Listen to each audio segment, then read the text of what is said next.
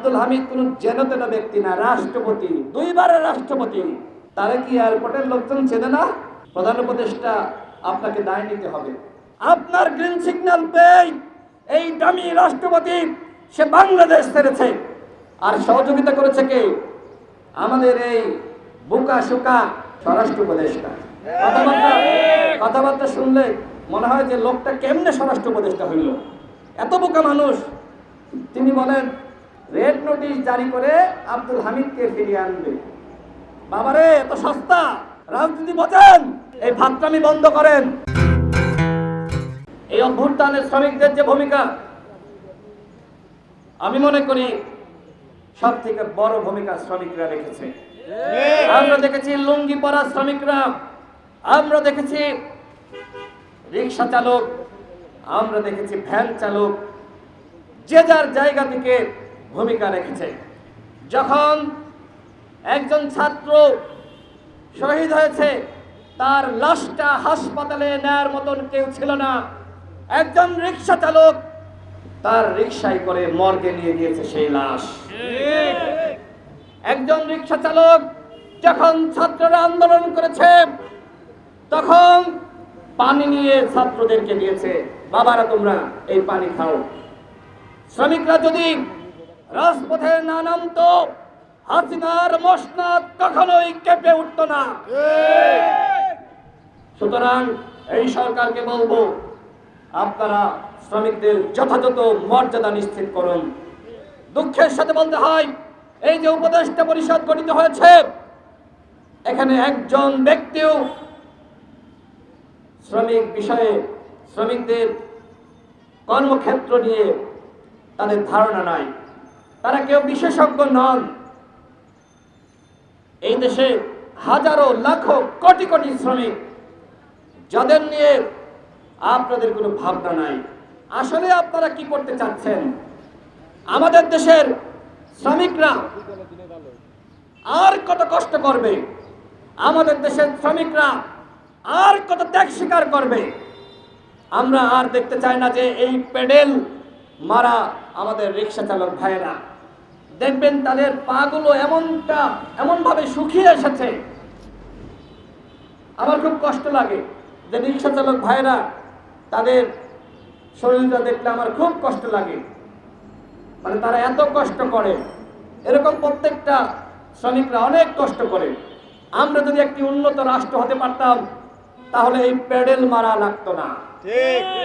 আমরা যদি উন্নত রাষ্ট্র হতে পারতাম, তাহলে ওই অল্প বেতনে গার্মেন্টসে প্রতিদিন 12 ঘন্টা ডিউটি করা লাগতো না।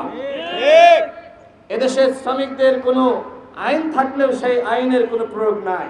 আমি সরকারকে বলবো, শ্রমিকদের যথাযথ মর্যাদা দান করুন। শ্রমিকরা কিন্তু হাসিনার মসনদ গুড়িয়ে দিয়েছে।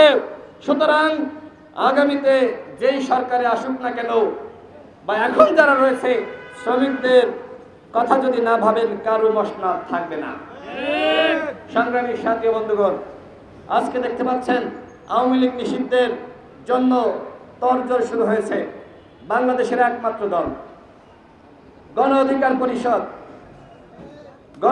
পরিষদ একমাত্র দল হিসেবে 64 জেলায় ডিসির মাধ্যমে প্রধান উপদেষ্টা বরাবর স্মারকলিপি দিয়েছিল গণহত্যার বিচার এবং আওয়ামী লীগকে নিষিদ্ধ করার দাবিতে।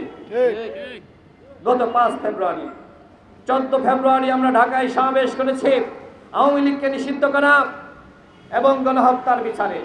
এরপরে আমরা বিভিন্ন থানায়, জেলায় গণহত্যার বিচার এবং আওয়ামী লীগকে নিষিদ্ধ করার দাবিতে সমাবেশ করেছি। আমার সামনে সাংবাদিক ভাইয়েরা, আপনারা সাক্ষী, আপনারা আমাদের প্রোগ্রামে এসেছেন, কভারেজ দিয়েছেন। প্রধান উপদেষ্টার কাছে আমরা স্মারকলিপি দিয়েছি আওয়ামী লীগকে নিষিদ্ধ করা এবং গণহত্যার বিচার করার জন্য। তিনি সেইটাতে কোনো গুরুত্ব দেন নাই। গতকাল আপনারা দেখেছেন, যখন দামি রাষ্ট্রপতি আব্দুল হামিদ দেশ ছেড়ে পালিয়েছে, সরকারের গ্রিন সিগন্যাল পেয়ে, এই গ্রিন সিগন্যাল মানে কি, কে দিয়েছে? প্রধান উপদেষ্টার সিগন্যাল ছাড়া কি সে পালাতে পেরেছে? ওই আব্দুল হামিদ কোন যেনতেন ব্যক্তি না, রাষ্ট্রপতি, দুইবারের রাষ্ট্রপতি, কয়েকবারের দামি এমপি। তারা কি এয়ারপোর্টের লোকজন চেনে না? প্রধান উপদেষ্টা আপনাকে দায় নিতে হবে। আপনার গ্রিন সিগন্যাল পেয়ে এই দামি রাষ্ট্রপতি সে বাংলাদেশ ছেড়েছে। আর সহযোগিতা করেছে কে? আমাদের এই বোকা শোকা স্বরাষ্ট্র উপদেষ্টা। কথাবার্তা শুনলে মনে হয় যে লোকটা কেমনে স্বরাষ্ট্র উপদেষ্টা হইল, এত বোকা মানুষ। তিনি বলেন যে রেড অ্যালার্ট, রেড নোটিশ জারি করে আব্দুল হামিদকে ফিরিয়ে আনবে। বাবারে, এত সস্তা রাজনীতি বোঝেন? ওই উবায়দুল কাদের হাসিনা পালিয়েছে কি দেশে ফিরে আসবে এই আশায়? ওরা তো জানে দেশে ফিরলে ওদের ফাঁসি হবে। সুতরাং ওই আপনারা সর্প হয়ে ধ্বংসন করেন আর উজা হয়ে ঝাড়েন। এই ভাতরামি বন্ধ করেন। আমরা কি বলেছিলাম?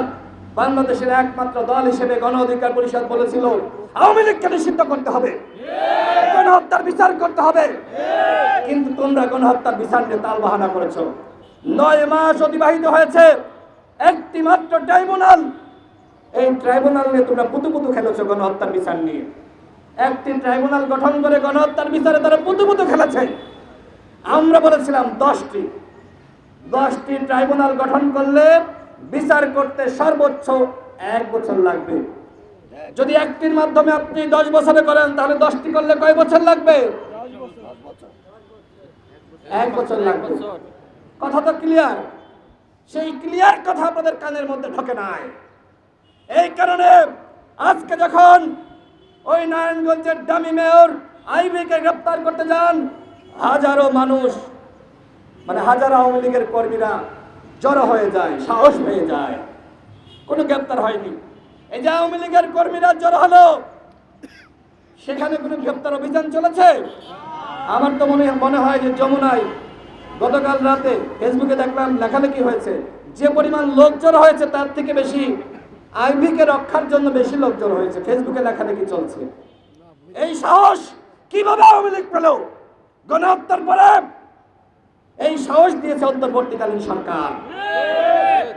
হ্যাঁ, যমুনার সামনে আমাদের সহযোদ্ধারা তারা আন্দোলন শুরু করেছে। এনসিপির নেতারা তারা তাদের ফেসবুকে পোস্ট করেছে যে এনসিপির নেতৃত্বে আন্দোলন শুরু হয়েছে। দেখেন, গণঅভ্যুত্থানের পরে ক্রেডিট নিয়ে কামড়াকামড়ি শুরু হয়েছিল। এই কারণে কিন্তু কেউ কারোর আন্দোলনে যায়নি, সবাই সবার আন্দোলনে যাওয়া বন্ধ করে দিয়েছিল।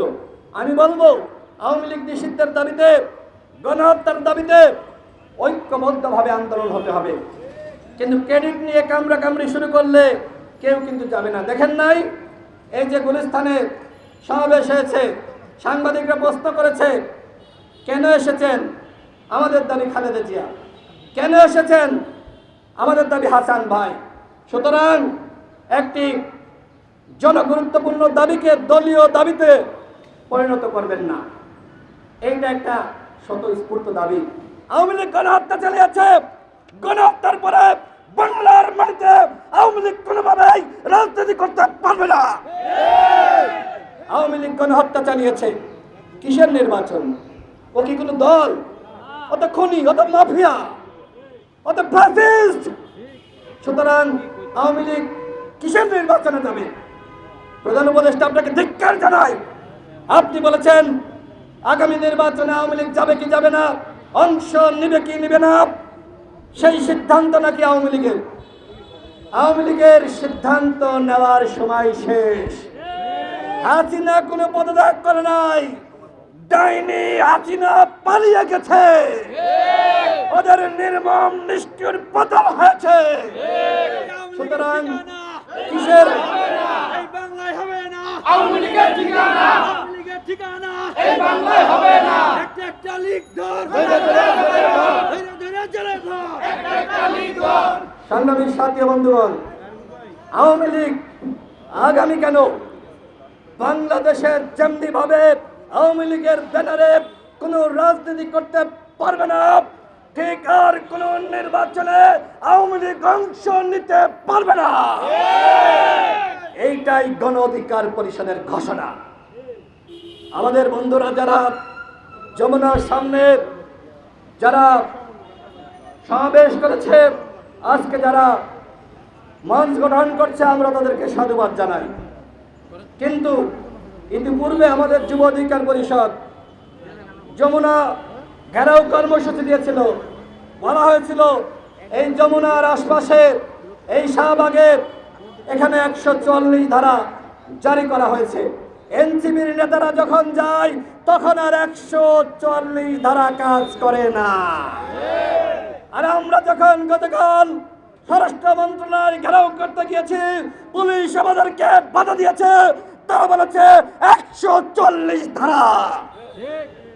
এইটা আবার কিসের নিয়ম? আমাদের ক্ষেত্রে এক নিয়ম, অর্থাৎ সরকারি দল সরকারি লোক দিয়ে সমাবেশ করতে চায়, আমরা সমাবেশ করলে তারা ভয় পায়। এইটা হচ্ছে বর্তমানের রাজনীতি। সংগ্রামী সাথী বন্ধুগণ, আওয়ামী লীগ নিষিদ্ধের দাবিতে আমরা সমাবেশ করছি। আজকে জুম্মাবাদ পল্টন মোড় থেকে আমাদের গণমিছিল শুরু হবে। গণ অধিকার পরিষদ ঢাকা মহানগর দক্ষিণে আয়োজন করেছে। হ্যাঁ, আমি আগেই বলেছি আন্দোলন দরকার একসাথে, এই জন্য আগে ন্যূনতম আলোচনার দরকার আছে। অন্যথায় গণ অধিকার পরিষদ যদি এককভাবে ডাক দেয়, বিএনপি জামাত বা অন্যান্যরা নাও আসতে পারে। সুতরাং আসেন আগে টেবিলে ন্যূনতম বোঝাপড়া করি, এরপরে একসাথে রাজপথে নামি। এটি হওয়া দরকার, এটি হতে হবে। আমার সর্বশেষ কথা হলো, এই যে উপদেষ্টা পরিষদ, অনেকে এখন বলছে এই উপদেষ্টা পরিষদের একমাত্র কাজ এখন আওয়ামী লীগকে পুনর্বাসন করা। 9 মাসে সাবের মান্নানদের জামিন করা ছাড়া আওয়ামী লীগের বিরুদ্ধে এই সরকার কি কি পদক্ষেপ গ্রহণ করেছে আমরা সেটি জানতে চাই। আমরা দেখেছি, আমরা শুনেছি, তথ্য পেয়েছি। উপদেষ্টা আদিলুর রহমান শুভ্র এবং আমাদের রাজওয়ানা আপা মিলে ওই ক্লিনিবেজ নামধারী সাবের এবং মান্নানদের নিম্ন আদালত থেকে জামিন করাতে সহযোগিতা করেছে। আমি আমার একাধিক বক্তব্যে এই অভিযোগ করেছি, সরকার এখন পর্যন্ত কোনো তদন্ত কমিটি গঠন করে নাই। উপদেষ্টাদের কাজ যদি হয় আওয়ামী লীগের ডামি এমপিদের জামিন করানো, উপদেষ্টাদের কাজ যদি হয় আওয়ামী লীগকে পুনর্বাসন করা, উপদেষ্টাদের কাজ যদি হয় আওয়ামী লীগকে আশ্রয় প্রশ্রয় দেওয়া, সেই দেশে কি আওয়ামী লীগ নিষিদ্ধ হতে পারে?